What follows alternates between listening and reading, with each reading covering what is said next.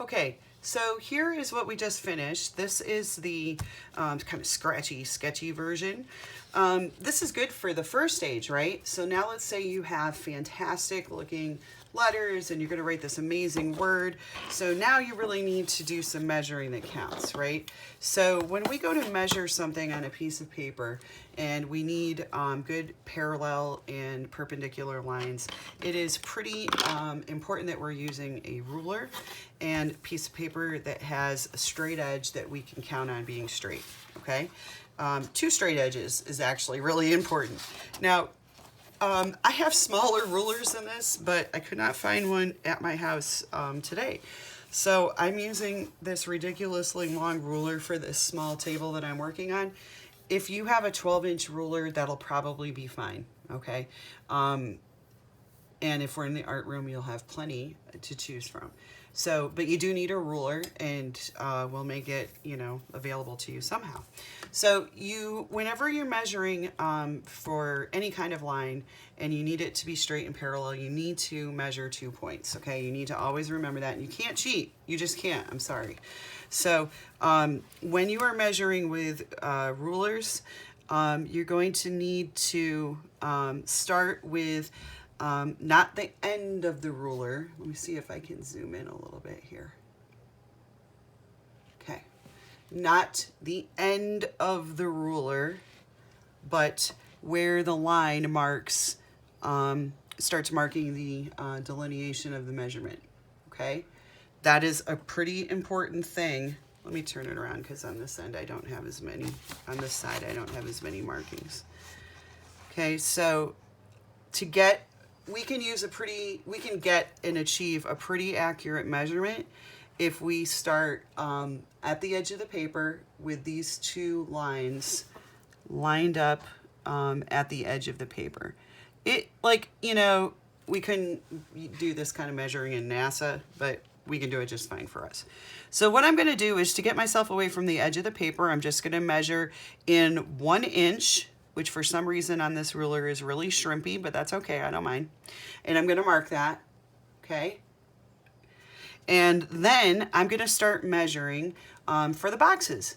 Now, I just put a dot. One of the mistakes people make is they make this humongous, like, whoosh, they're all like flare. They make like a circle or a star. No.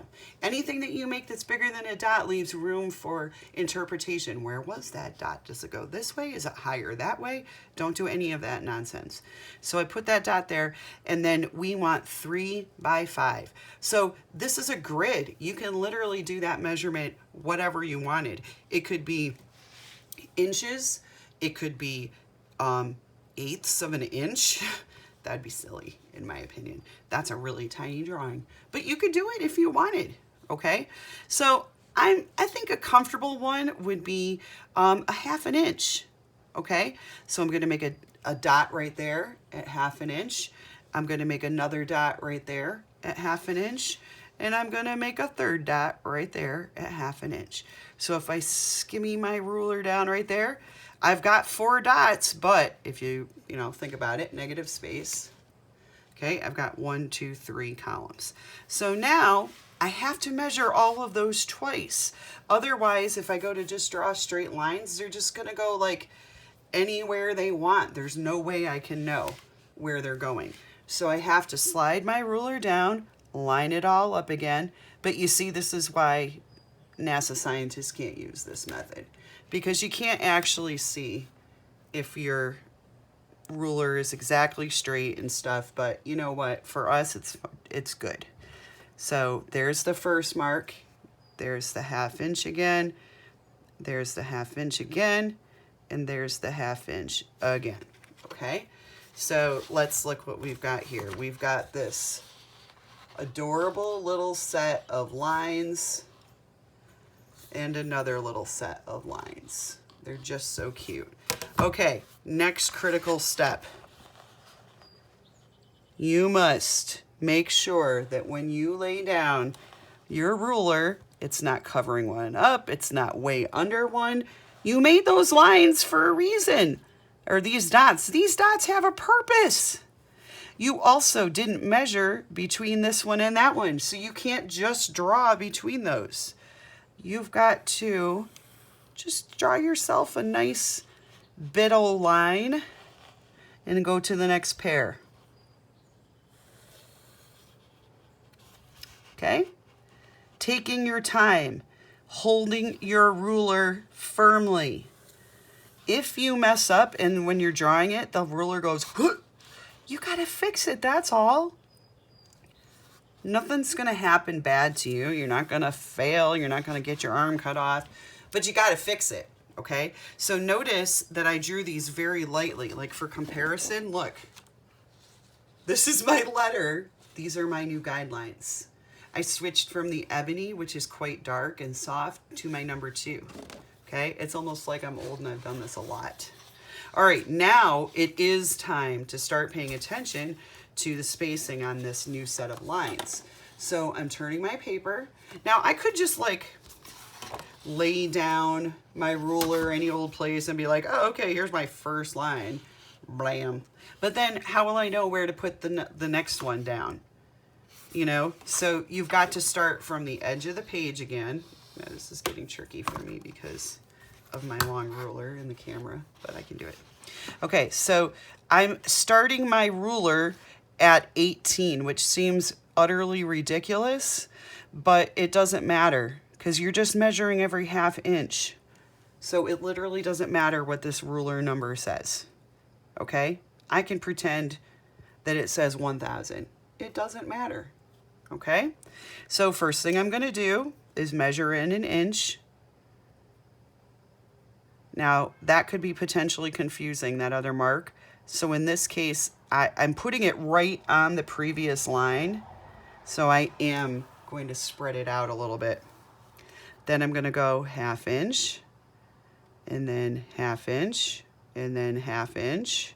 This time we need 5. So that was 1 space, 2 space, 3 space, 4 space, 5 space. So there's my first little set of cute little dots. Okay, so here, remember I started on the 18, and I'm gonna line it right up, right along that line that I already measured. Measure in an inch, and then ½ inch, ½ inch, ½ inch, ½ inch, ½ inch. And then the same thing, line it up on the 18, measure in an inch, ½ inch, ½ inch, ½ inch, ½ inch, ½ inch. And last one, because I have 3 columns and 5 rows. And measure in an inch, ½ inch, ½ inch, ½ inch, ½ inch, ½ inch. Now this is like a little teeny tiny cute grid. There are lots of times we're going to use a grid in drawing in art class, or measuring of all types. So this is a really good skill to have. Keep your connecting as light as you can. Okay, as light as you can.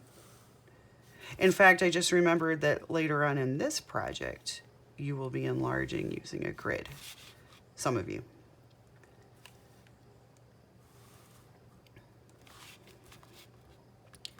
Okay, almost done connecting my grid lines. Now, you can see that this is pretty darn beautiful, if I do say so myself.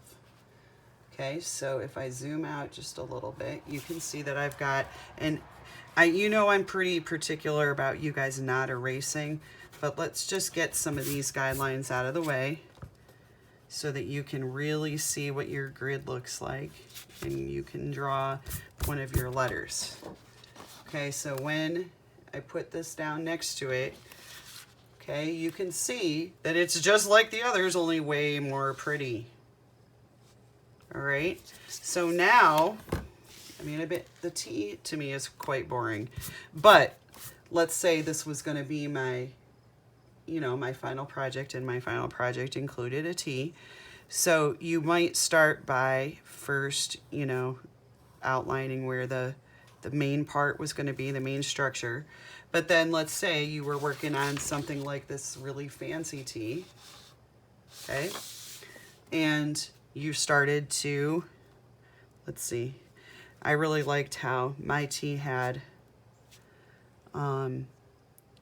like this stuff underneath it that was like curling around.